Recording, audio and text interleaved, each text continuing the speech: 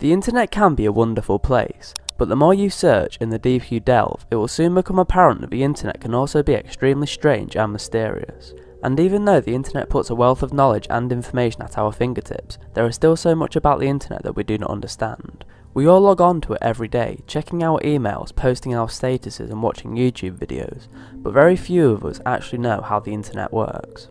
While it's true that you don't need to understand something to appreciate it, the idea of browsing the internet is similar to rowing a boat on the open ocean, or walking around in the dark. You just don't know what there is out there and what is really going on. And that is what makes these 5 internet mysteries so strange. Oct282011.com was a strange website that appeared way back in 2011. It consisted of a dark screen containing only a few cryptic lines of text, a link that led you to crudely drawn images of pyramids and Schrodinger's cat, and a phone number that most people were too terrified to call. To most people, Oct282011.com had all the markings of a cult recruitment page. There was a fixation on a future date, which is thought to have been linked with a religious event. This is where things started to get strange. When the appointed date came and went, people began to call the number. What these people heard was creepy to say the least. There would be an unnatural silence followed by a loud beep. Some swore they could hear heavy breathing in the distance. 1 or 2 reported awful muffled voices. At least one person heard something heavy being dragged across the floor. It was later discovered by a Reddit user that the phone number had a Texas area code. In a YouTube video, one person claimed that they called 3 times and heard something so disturbing that they can't even describe what it was. One person who called 6 times heard a sinister voice whisper, "It's him again." Then suddenly the website went dark. Just as Reddit got involved, the whole thing shut down and vanished. You can go see for yourself. All that remains are banner ads. Who was behind the original site, and what those horrible phone messages were, no one can say for sure. What do you think? In 2000, an internet user under the name of John Titor claimed to be from the year 2036. In posts to multiple forums, he said that he was a survivor of a devastating civil war which had ripped America into 5 separate states, and seen nuclear bombs explode across the continent. He was in the past to retrieve some urgent needed retro technology and just maybe change the future. If he was telling the truth, then we can only assume that Titor succeeded. His prediction of a 2004 civil war, the death of the Olympics, and a mid-2000s nuclear bombing of mainland United States clearly haven't happened. Titor's story has been gone over with a fine-tooth comb and found to be full of internal inconsistencies. The mystery here isn't was Titor a time traveller, it's that we still have no idea who he was. The poster clearly knew his way around old computers. He was also very up to date on technological news, making references to things like the Unix year 2038 problem, which is a kind of second millennium bug which will happen in January 2038. Beyond that, I can't find anything else on this mystery.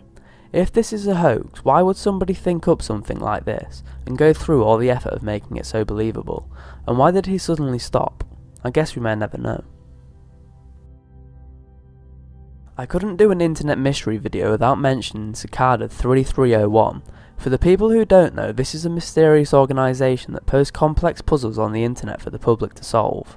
It's like an intense internet scavenger hunt which occurred in January from 2012 to 14.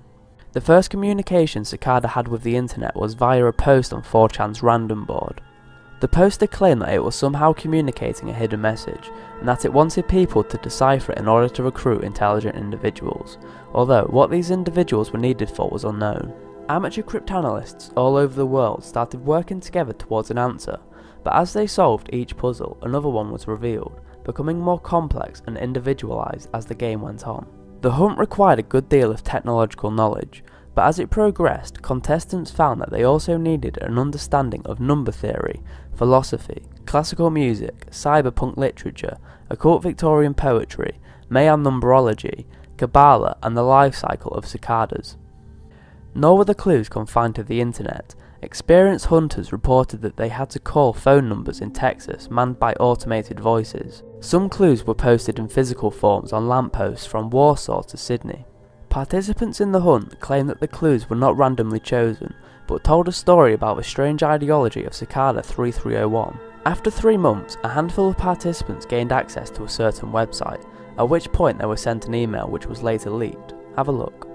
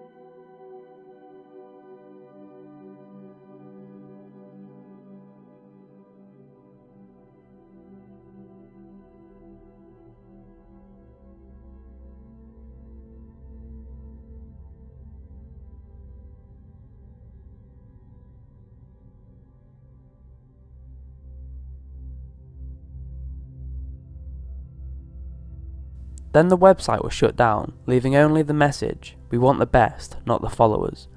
So what do you think about this particular mystery? Let me know in the comments.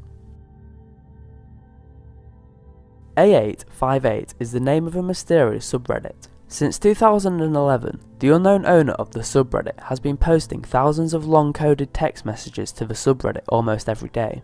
These strange messages intrigued the Reddit community so much that a separate subreddit was set up called Solving A858 for the sole purpose of attempting to decode the cryptic messages. It has been pointed out by YouTube user 32 that the messages appear to be written entirely in hexadecimal, which is a numerical notation system used in computer programs. Thousands of people have used a wide range of advanced code-breaking techniques in an attempt to crack the codes, but the messages and the person behind them still remains a mystery.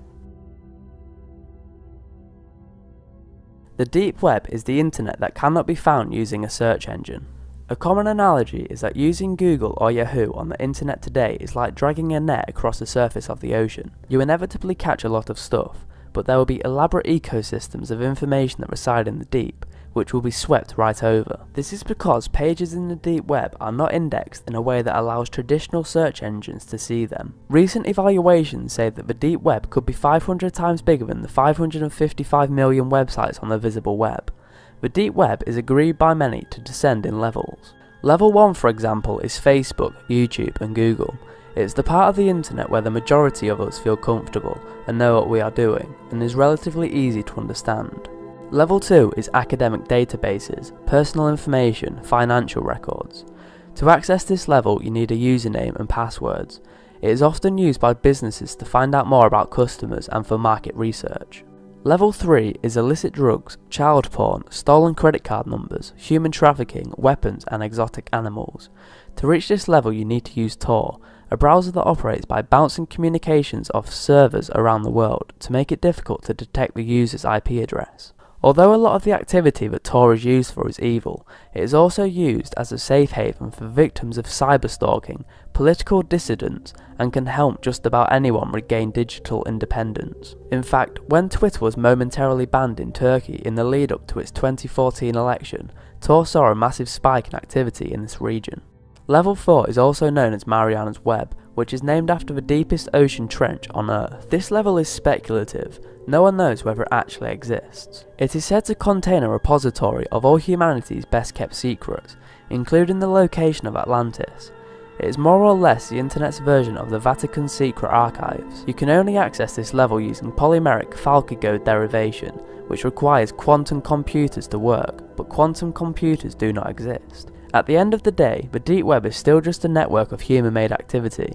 Anything mysterious that happens inside it emanates from us and our technology. Yet the way people talk about it with fear and reverence almost feels like it has somehow become the subconscious of the internet, filled with our collective terrors where ghosts, boogeymen, gods, myths and supernatural dreams of the past 10,000 years of civilization have been uploaded, and from where they will continue to haunt us into the future. So, that was 5 strange unsolved internet mysteries. What are your opinions? Let me know in the comments. Thanks a lot for watching. If you enjoyed the video, please leave a like and subscribe to keep up to date with our weekly videos. See you next time.